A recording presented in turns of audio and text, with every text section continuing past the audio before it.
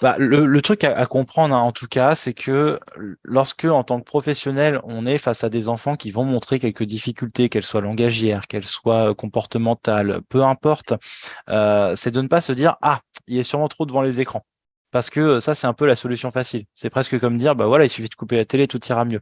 Généralement, on se rend compte quand même très souvent que la question que l'écran va venir, la place que l'écran va venir occuper dans la famille vient justement cacher quelque chose. Pourquoi est-ce que l'enfant est tant devant l'écran? Bah, est-ce que c'est juste une mauvaise habitude familiale ou est-ce qu'au contraire, on est face à des parents débordés, face à des enfants difficiles, face à des troubles antérieurs ou des choses comme ça? Donc, c'est quand même important de toujours se dire qu'il y a quand même un dialogue à mettre en place.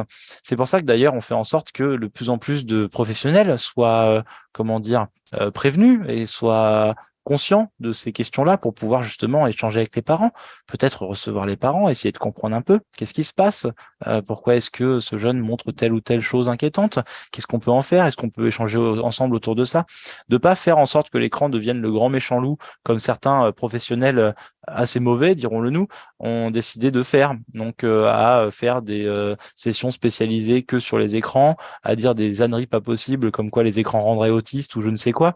Il faut faire attention à ce genre de discours extrême qui est déjà ridicule pour les professionnels qui s'y connaissent, mais surtout dangereux pour les parents qui ne s'y connaissent pas. Mais en tout cas, bah, laisser quand même un peu de place dans notre réflexion sur la place que l'écran pourra peut-être occuper justement dans les difficultés que le jeune a, mais ne surtout pas en faire la cause, mais bien une des conséquences finalement.